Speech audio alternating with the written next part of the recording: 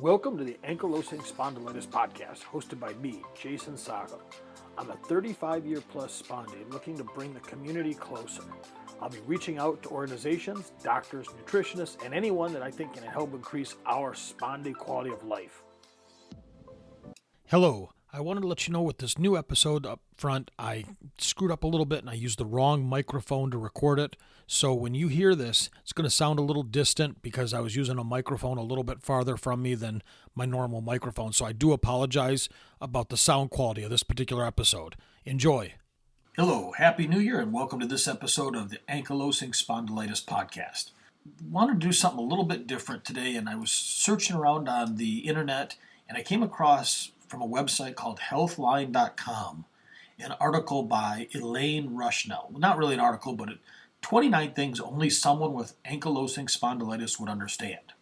So I thought I would kind of review this and go through it and apply it to myself, hoping that when you hear and listen to it, you can take these 29 items and apply them to yourself if they've affected you or somebody that you know. The first one that she talks about is, first of all, learn how to pronounce it is kind of important. Me, I've had this thing for 35 plus years, and I've said it wrong for most of that time. But it is ankylosing spondylitis. I've said it many years for ankylosing spondylitis, which is wrong. It's ankylosing spondylitis. So I've had some feedback on that to the folks that have listened to it and heard me say it wrong. I apologize. I am trying better. It's an old habit that I'm trying to break. But it is, one of the main things is first learning how to pronounce it so you can better educate anybody that's you're talking to. Number two, and I kind of like this one, it made me laugh, is learn to spell it. It will make you feel very smart. That's the truth. Nobody can spell this correctly. Well, I shouldn't say that. It's challenging. When people that don't have it or have never heard of it see it written out, they all kind of just like take a look at it like it's a dinosaur or something that you're writing, like some major Latin sentence. But it is and even if you go to try to put something on Instagram, you'll notice that there are two hashtags for ankylosing spondylitis. One of them with the L and the Y reversed. So both come up. You can use both. I do, but it is ANKYLOSING for ankylosing, and then spondylitis, SPONDYLITIS, as I'm sure most of you are familiar with. And then number three is you can make it a lot easier by just calling it AS. Most of us do. It's a lot easier, and people don't necessarily know what AS is, but that's where you can go in and explain what 1 and 2 is. Number four, if you have AS, you can try to blame your Uncle Joe or your Aunt Mary or anybody if they have it. It's sometimes genetic. For me, I'm like really a second generation family member here in the United States. My family hasn't been here that long, since the early 1900s. So we don't know anybody going back, or we don't know very much about it, but from talking to folks, there doesn't appear to be anybody in the past that has it. So was I just a lucky one? Who knows? I'd rather be lucky and get a Powerball ticket, but hey, I guess got this. So you just take it and do what you can do with it. So if you have family history, diagnose it. If you had an aunt or an uncle that always had a sore back, maybe they had it. If they walked hunched over or had a sore hip all the time or got confined to a wheelchair and the family never knew, maybe it was ankylosing spondylitis, and you can better look back at what they dealt with lack of meds or any issues they might have encountered. So for your family, if you do have it, keep track of it going forward so that anybody in the future might know what's going on. Really also be interested, has anybody done any of these genetic testings, 23andMe or any of them, to look at any in-depth genetic information? If you've done them, I would love to hear from you.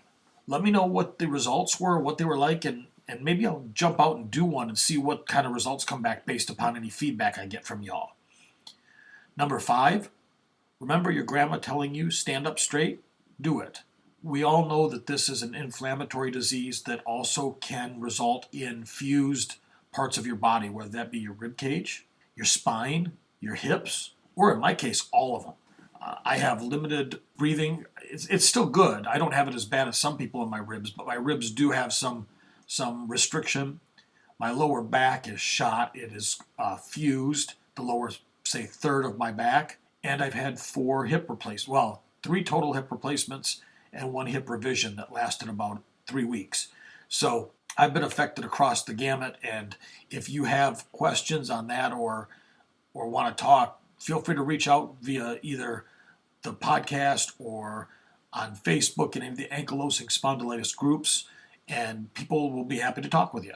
Number 6, and many of you know this, it's frequently misdiagnosed. Ask for specific genetic tests for it.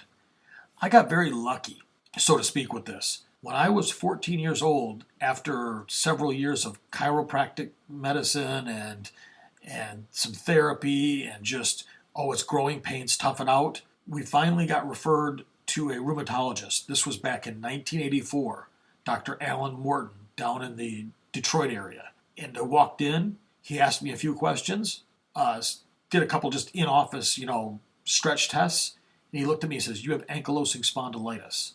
He goes, "Now let's prove it by doing the tests." And so I've listened to many of your stories where the rheumatologist just absolutely fights you on this diagnosis, and it's very sad because it was not the experience I've had. I've had great rheumatologists over the last 30 plus years in both the Detroit area and then San Antonio. I made a major mistake when I moved to Phoenix, and I left my ankylosing spondylitis untreated for about a decade. And that was really a mistake on my part. The weather out there made me feel good, but there's probably a lot I could have done to avoid some of the issues I'm dealing with now. Number 7, exercise will make you feel better. Remember, motion is lotion. With this one, I'm going to kind of go back and say exercise may make you feel better. There's certain things with my hip replacements I can and can't do now, but it is true. If I get up and move around, I generally feel better, so I walk with a cane. I try to walk around my apartment, walk outside. I have a scooter, so when the weather's nice, I live in Michigan, so we're dealing with crud weather right now, but in the summertime, I can take my scooter outside with my dog, go around, get up, move. I just try to move as much as I can, which is limited compared to some. Some of you that have ankylosing spondylitis have full motion, can still run, exercise. It does cause you some discomfort, but remember that not all of us can do that. And I see many folks that just throw a blanket statement out there, exercise, do this, do that, you'll feel better. Remember, this disease affects all of us differently. So just throwing that blanket statement to go exercise, that's not really a good or a fair comment because, again, there's limitations on what we all can do. Some of you can run marathons, do it. Some of us can walk across the apartment building and we're winded, do it.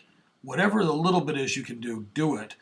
But for you folks that are more able-bodied, don't expect to see somebody that's got more restrictions being the same level of activity, and don't feel that I see comments on some of the Facebook groups where people try to put others down because they perceive that everybody should have the same level of mobility that they do.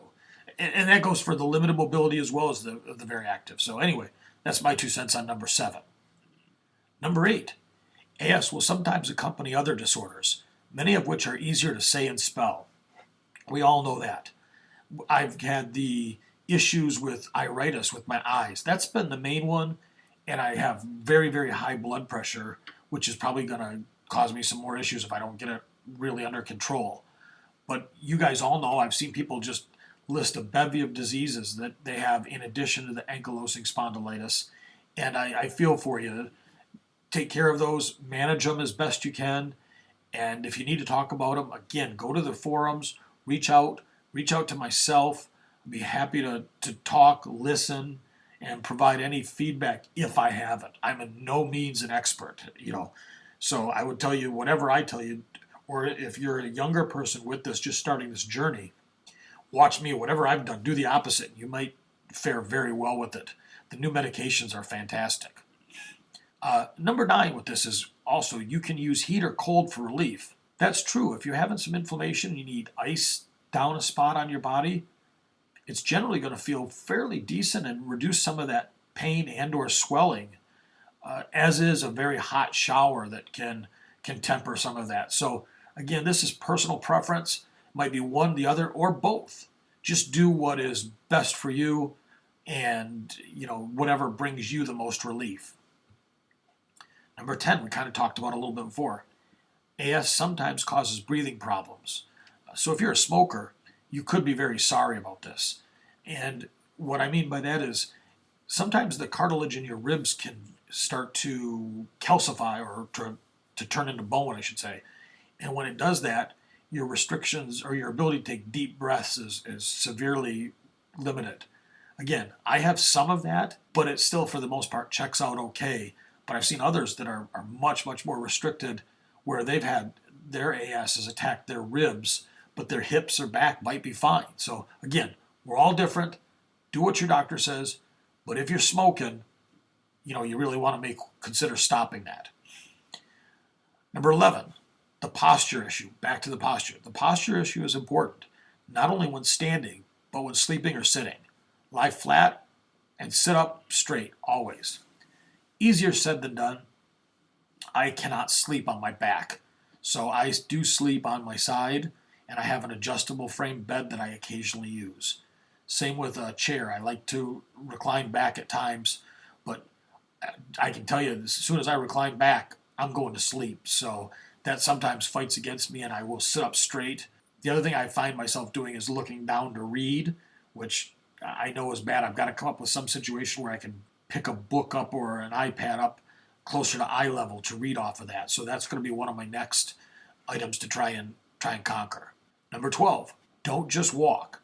Strut or march, head high, shoulders back, join a marching band or 4th of July parade and smile. Again, that's kind of tongue-in-cheek, but it is important, again, for the posture. Make sure that you're always trying to keep your back as straight as possible. That way, when you're older, 60s, 70s, 80s, hopefully 90s, you're not one of the folks you see that's walking over hunched, looking out the top of their eyes. Unfortunately, I'm in my late 40s, and that's me at this point. So I try to sit as straight as possible, even though most of the damage is done. Number 13, physical therapy is always a good thing for pain and can be very rewarding too. That's very true. Again, you are going to have to know your body the best. If you are having a major flare, physical therapy might just be like torture. So if your doctor recommends physical therapy, do it. Do what the physical therapist says. You'll most likely be happy in the long run, and make sure that physical therapist has some understanding of range of motion and how AS can affect ribs, hips, spine, neck, so that they can work with you in the most proper way. Number 14, and this really ties in with the physical therapy, test your range of motion every so often. Throw a ball, stretch, or walk a treadmill. I try to do this, try to lay flat on the bed. I have to hang one leg off so I can lay straight, but stand straight against a wall if I can. Anything to try and stretch my back out the opposite way of hudging over.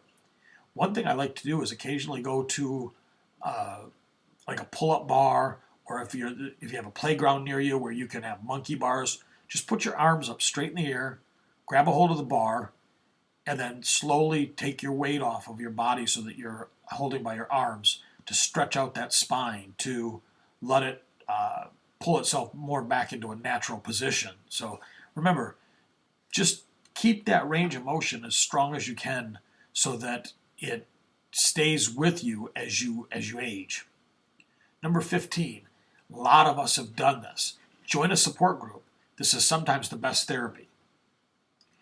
I like the Ankylosing Spondylitis groups that are on Facebook. There's a number of them, so I'm not going to point any of them specifically out, but there's a number of them. Join them. Remember, everybody's different. I see people go in and say, well, what should I expect from this? What should I expect from that? The real answer generally should be, I don't know. What you receive for a benefit from it might not be what I receive. But if I've experienced something with, say, a Humira, Enbrel, whatever, I can put that out there, but try not to say this is what you will get, because you don't know what they're going to get. They're going to get something completely different than you. I took Enbrel, I took Humira, and I took the other one, Symphony or something like that. But I took all three of them. They provided relief for 2, 3 months, and then it was over. Some of you folks have been on them for years. I finally got put on Cosentyx, and as far as I'm concerned, that is a miracle medicine. For me, it's worked out phenomenal and taken away all my pain. What I tell folks is that do what your doctor says. Progress through the medicines that are best for you. I also see a lot of folks try to knock people in the support groups if you go to any of these biologics. Yes, there are some side effects, some bad. Actually, in many cases, I try not to read them, which I know sounds ridiculous, but with the side effects, I looked at it as I'd rather have quality of life than quantity of life. I've got this disease. It affects me. It's already affected me. It's already ruined a lot of things my body can do. So if I can find a medicine that provides me relief, I'm going to take it. I'm not going to worry about the side effects because I don't want to live in pain. I'd rather live a short, good life than a long, miserable life. Again, that's just me. If you want to avoid them, go for it. I can't tell you to not do that. Number 16, NSAIDs, which are a type of anti-inflammatory meds, can help with pain relief. And new medicines are being approved every day. As we said, there's Cosentyx, there's Enbrel, there's Humira, and the list goes on and on and on. Work with your doctor to determine what's going to be best for you.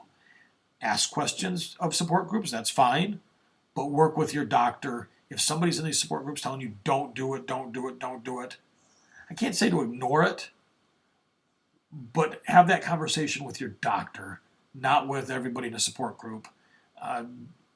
The doctor is going to know your whole medical history, or should know most of your medical history, and be able to better talk you through any of your concerns.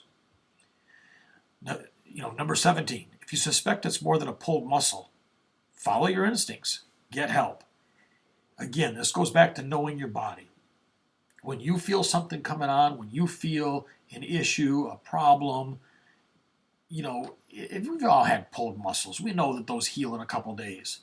But if that pulled muscle is still there 4, 5, 6 days later, might be something different, might be something that you want to check out with your family physician if you don't have a diagnosis for AS. If you do have a diagnosis for AS and you have encountered long-lasting items, again, go to your rheumatologist, go to your general practitioner. Hopefully they work hand in hand, or at least know each other and are comfortable with trading information back and forth so that you get, as the patient, get the best care. And again, if you're in the San Antonio, Texas area, or in the Southeast Michigan area, like the Detroit area, you want a referral for a rheumatologist, contact me via Facebook, and I'll be happy to provide you the names of who I dealt with in those areas. I think they're fantastic. Number 18, AS is an equal opportunity pain in the neck. It can occur in children, teens, and adults. I can remember, I was diagnosed, I said, as 14, but I can go back at 9, 10, 11 years old and remember the pain, and was just told it's growing pains. You'll grow out of it. That was the early 80s. When I was diagnosed with ankylosing spondylitis, I didn't meet somebody else with that disease for another 12 years. There was no internet. There was no any way to connect with folks that I was aware of. I was given this disease, no support. I mean, my rheumatologist was great. I could talk to him, all that kind of stuff. But as far as any type of support groups, I lived in a small town of 1,900 people.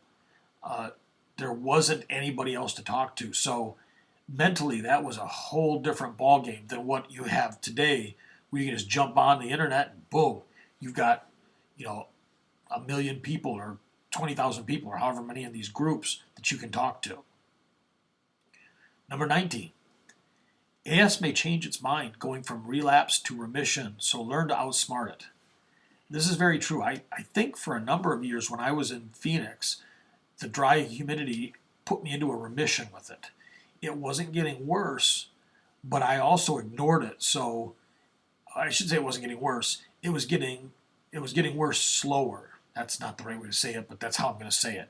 It was slowly progressing versus a fast-paced issue like I think you encounter when you're in these colder, wet climates like Michigan, Wisconsin, Minnesota, New York, Pennsylvania. These upper peninsula or upper Midwest states where there's a lot of humidity, a lot of cold, wet, damp.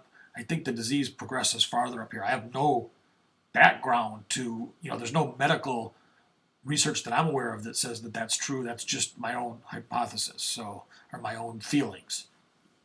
Got to quit using those big words. So make sure whether you live in Florida, Arizona, Texas, Wisconsin, Minnesota, wherever, that you're appropriately addressing your disease with the specialist so that it doesn't go beyond or you can keep it in check better. Sorry, needed a little drink there. Number 20. Well, okay, maybe you can't quite outsmart it, but you can learn to deal with it. This is the big one. We all have to learn to deal with it. Once you have this, there is no cure. There is no, I've cured myself, AS is gone. No, what most likely you are is in a remission, and I'm very happy for you, but don't stop going to the doctor. Don't stop treating it. Don't stop your meds.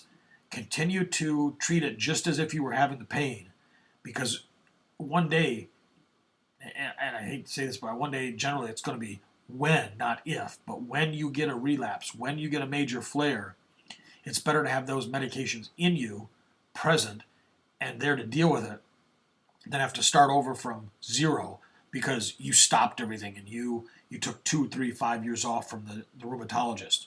It's exactly what I did, and I paid for it. So again, do the opposite of what I did, and I think you can better keep this disease in check. And again, it's a mental game. So number 21, the symptoms can vary from arthritis-type pain to eye problems to heel pain. And I've had all three of those. Pain in the ribs, the spine, the hips, the knees, the heels. I was in college, and man, my heels were on fire to the point where I couldn't go to class. I couldn't walk beyond going downstairs to get a bite to eat and then come back up to my room. And by that time, I was in so much pain. All I could do was sit there and put my feet up and had no clue what was going on. So it was very challenging. I was in a wet climate at a university called Central Michigan University, and I had to walk across campus everywhere. And for 2-3 weeks, I didn't go to class. I couldn't. I just couldn't put weight on my feet. But the other thing, I didn't go to the doctor either. So I was neglecting my AS. And again, I paid for that, and I still get the heel pain. The iritis, if you ever think you have pink eye, get into a doctor as quick as possible. And generally not a med clinic, not knocking them, but they don't have the access to the qualifications for iritis.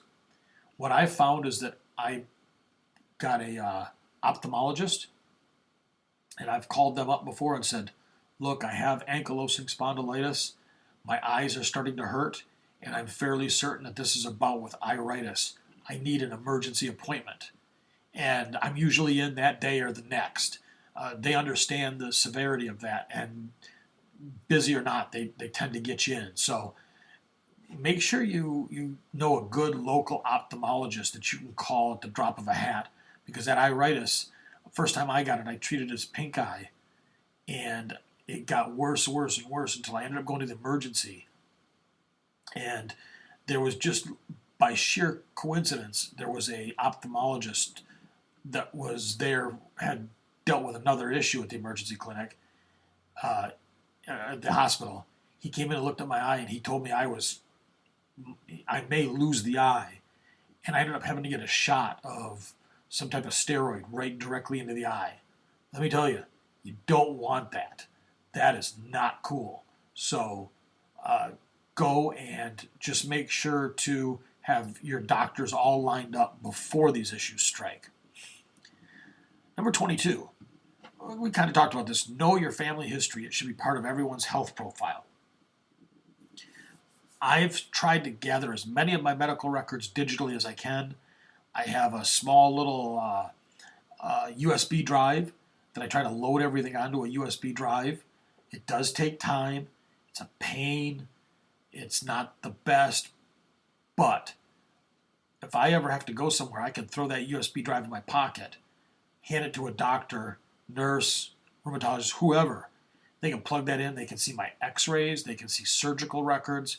They can see everything that I have that I've saved. It's not all of it, but it's what I have. So again, start compiling those. Whatever you've got, digitally store them, and I would encourage you to put them on a USB drive that is easily something you can throw in your pocket for a bad trip to the hospital. Number 23, make sure someone has your back, so to speak. You need this other voice. If you're young, hopefully it's one of your parents that's, backing you up and saying, this isn't right. Johnny or Jane is not moving correctly. They're experiencing this pain, and they can help push the doctors if you're having a hard time with the diagnosis. If you're older, hopefully it's a spouse. If the spouse is giving you problems about it, then reach out to somebody in a support group. There's some great people. Reach out to myself if you want. I did a conference call one time with somebody with AS and their rheumatologist, and we kind of talked about their symptoms and my symptoms and how mine were similar, not the same, but similar to this person's. And the rheumatologist did agree that it probably was ankylosing spondylitis and decided he would go ahead and do the testing for it. I've done this. If you want to do it, let me know.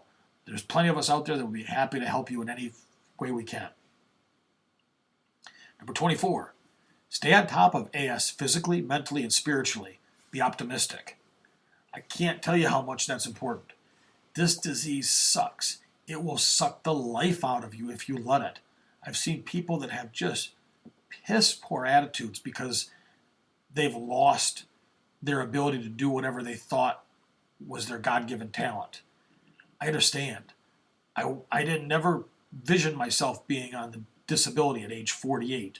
It's not where I wanted to go, but you have to use that old adage, take lemons and make lemonade out of them. I'm hoping that by doing this, I'm helping you, the listener, feel better about yourself. Read a book of whatever, any type of uplifting information. If you need affirmations, look for those. If you need the Bible, read the Bible. If you need just fiction books, read fiction. If you remember Amazon has a program where you can borrow a book every month from them to read. You don't have to buy it, you can just borrow it. So use that if it's something that'll take your mind off. So whatever it is, focus on learning stuff and keeping your mind in a positive place. That'll dramatically help with how you conquer AS. Remember, you've got ankylosing spondylitis. Ankylosing spondylitis doesn't have you. So keep that positivity going.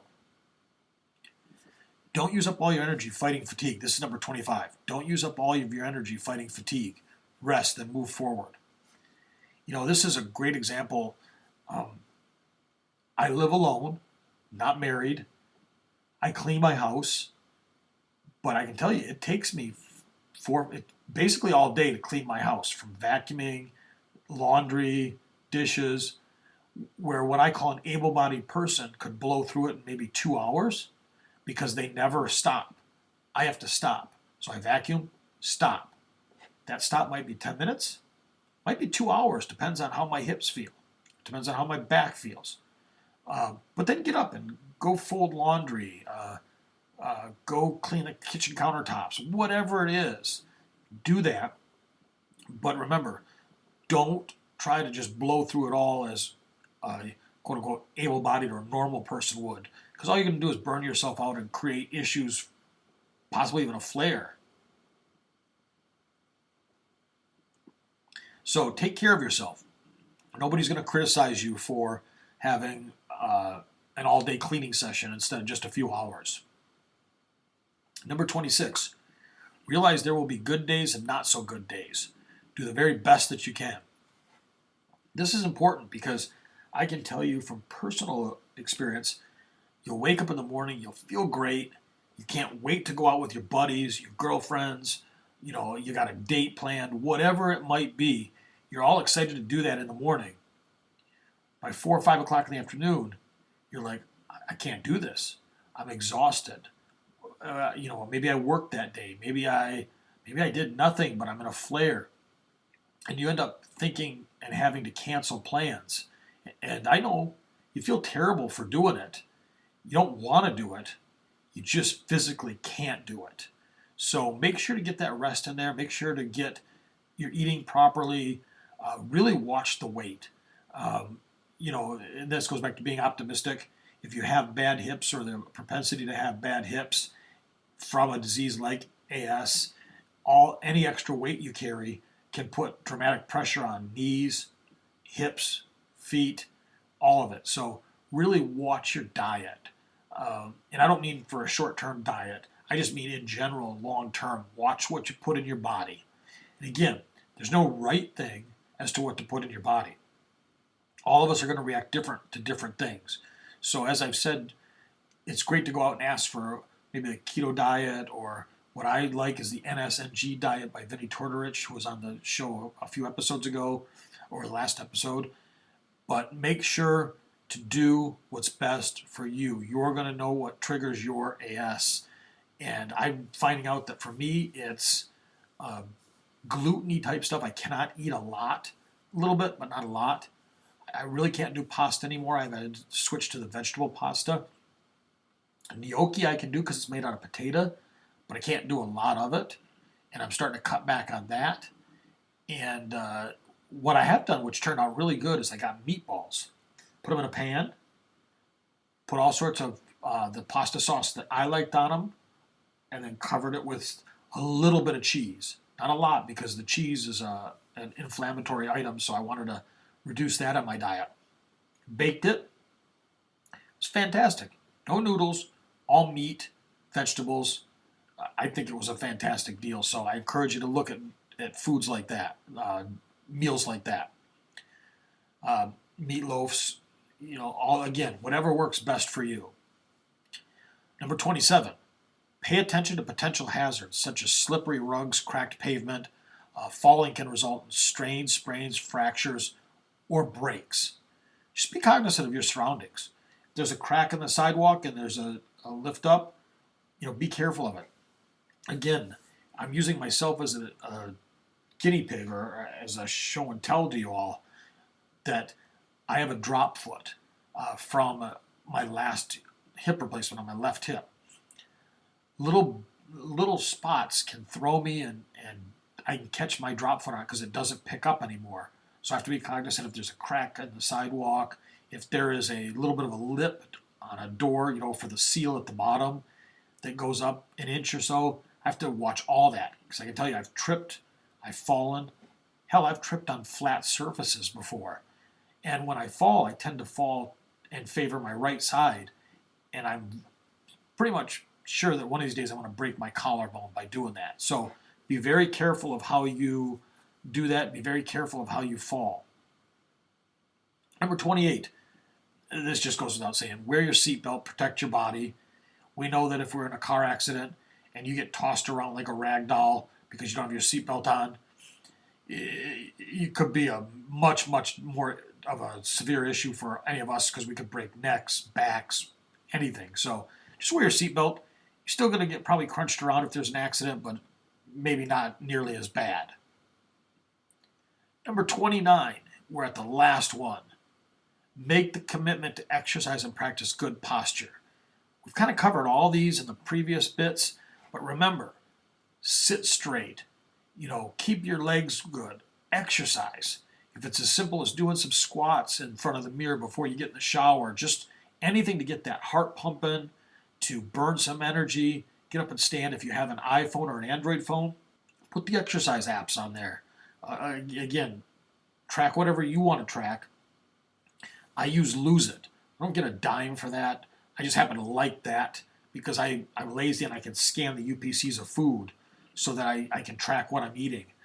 I find that I'm much more accountable to myself when I track what I eat than when it's just a free-for-all. So, again, those 29 are from a website called healthline.com, and they were written by Elaine E. Rushnell.